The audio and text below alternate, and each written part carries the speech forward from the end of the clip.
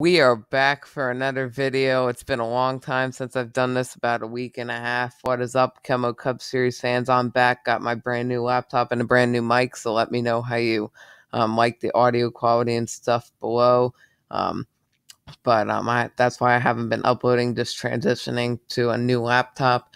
So, nonetheless, I did skip out on my rating the Dover race and picks for the Exalta 400, but I do want to rate the Exalta 400 at Pocono because there are some things that came away from this. So here are my thoughts on the Pocono 400 at Pocono Speedway. So here are my takeaways, and they're probably the same takeaways that everybody has from watching the race. Congratulations to Ryan Blaney. As much as I'm a Kyle Busch fan, I'm such a Ryan Blaney fan too. I just really like the way he drives, his aggressive moves, and he's such a clean driver, never gets into a fight, and always gives a good interview, unlike Kyle Busch. So that's kind of why I really like Ryan Blaney. And he drives the iconic number 21. You gotta love it. It's like when Austin Dillon won the Coca-Cola 600. You just had to be a fan of that. The free car getting back in victory lane, so cool. And it was also great to see the 21 car back in victory lane. He had to pass Kyle Busch and hold off Kevin Harvick. So Ryan Blaney really earned it. Oh yeah, and he overcame radio issues too. Forgot about that. And one of my biggest takeaways as a Kyle Busch fan, oh so fast, gets the pole for the second week in a row and just couldn't put it together in the end. Just didn't have what it took. When he stayed out on that final caution, I knew it was lights out, done. So yeah, I knew it was somebody else's race once Kyle Busch stayed out when he could have came in for 4 tires. He had the fastest car, so I think he should have came in. But I'm not the crew chief. Obviously Adam Stevens is suspended, but yeah, Kyle Busch just didn't put it together again. He has to put these races together. He's not going to make it to the chase. Another thing I really took away, the brakes. Man, the drivers were complaining about brakes all day. We saw 2 brake failures, 2, 3. I don't know how many exactly, but yeah, a lot of brake failures nonetheless. I don't know exactly what it was. I think it was part of the heat on the track, but yeah, a lot of brake failures. One of my biggest takeaways from the weekend, though, was holy crap, Hendrick Motorsports. Man, they were on the struggle bus this weekend. Man, you see top left corner of your screen, Jimmy Johnson, he hit the wall, bringing out the red flag. Casey Kane drove his car into the wall. Dale Jr. made the money shift during the race for the second week in a row. That ended his day, or second time this weekend, that ended his day. Chase Elliott, hey, look, he finished the race. Man, Chase Elliott, he's really carrying that team. They might say Jimmy Johnson, he has the free wins, but Chase Elliott's carrying Hendrick Motorsports. Now let's rate this race weekend. Goodyear tires, 1 out of 1. They were pretty good.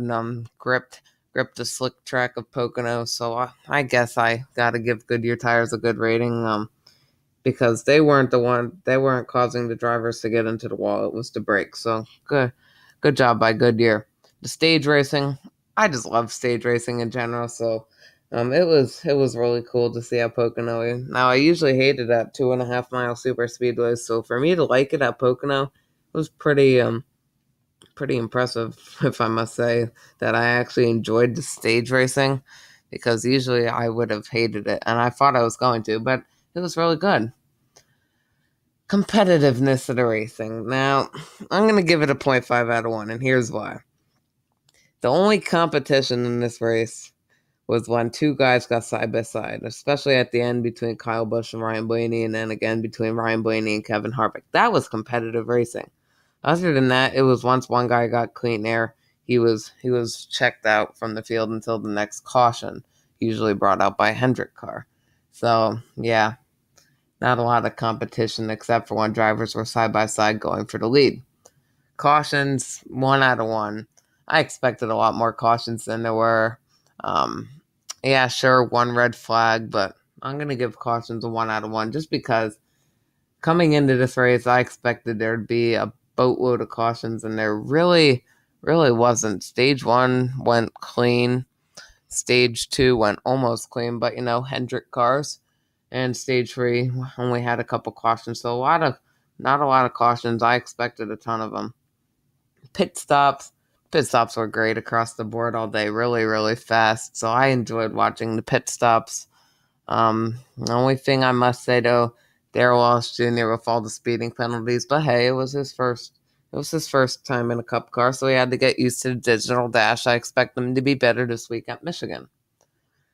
Now, Camping World Truck Series and Xfinity Series.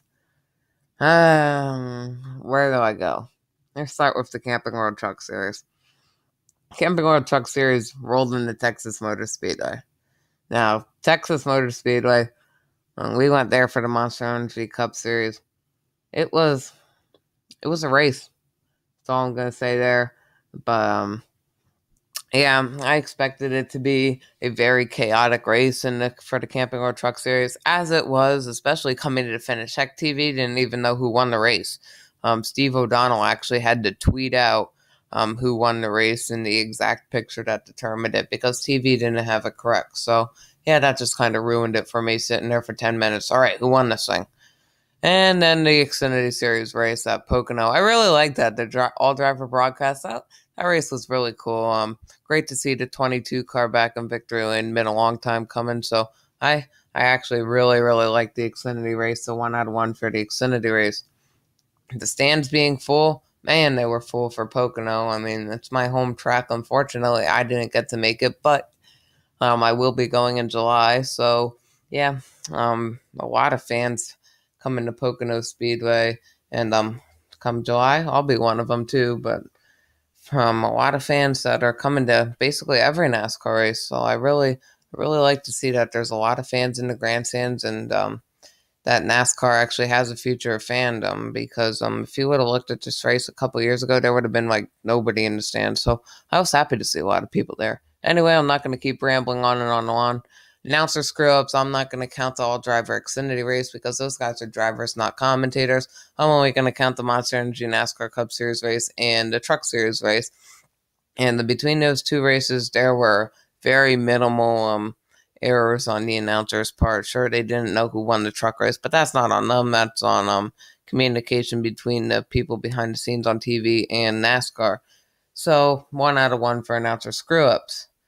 NASCAR officials, they dealt with what they had to do, did a great job determining who won the Truck Series race, so I really liked how they dealt with all those issues. Add all those things up, 8.5 out of 10. It was a great race, a lot of room for improvement, cough Hendrick Motorsports.